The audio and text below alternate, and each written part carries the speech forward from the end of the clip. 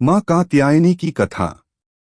माँ कात्यायनी माँ दुर्गा के 9 रूपों में से छठा स्वरूप हैं। नवरात्रि के छठे दिन इनकी पूजा अर्चना की जाती है। माँ कात्यायनी को महाशक्ति और अद्भुत तेजस्विनी देवी माना जाता है। इन्हें महिषासुरमर्दिनी भी कहा जाता है क्योंकि इन्होंने महिषासुर नामक राक्षस का वध किया था।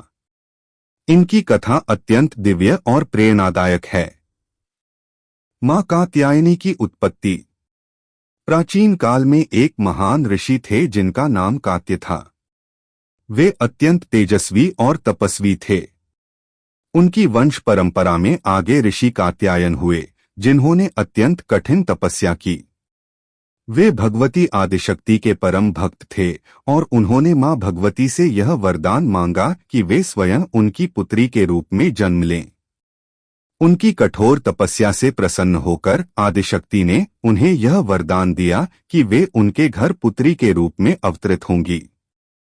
जब महिषासुर नामक असुर का अत्याचार बहुत बढ़ गया और देवगण उससे भयभीत हो गए, तब त्रिदेव ब्रह्मा, विष्णु और महेश ने अपनी शक्तियों से एक दिव्य तेज उत्पन्न किया।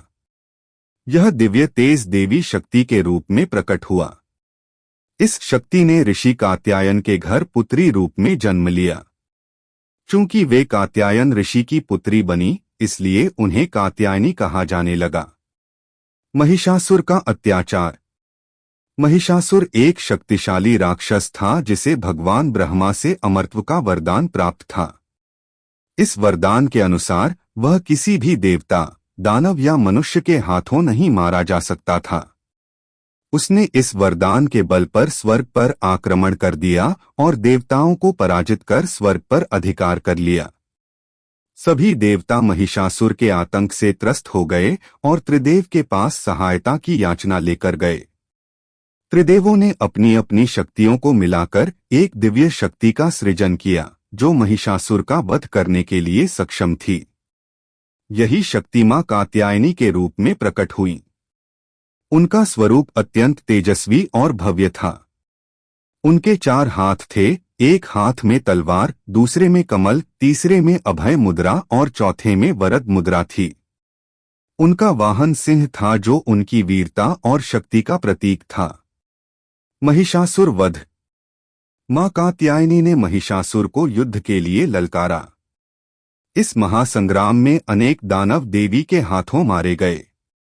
महिषासुर भी विभिन्न रूप धारण करके देवी को छलपूर्वक हराने का प्रयास करता रहा, लेकिन देवी के दिव्य अस्त्र शस्त्रों और अद्वितीय शक्ति के आगे वह टिक नहीं पाया।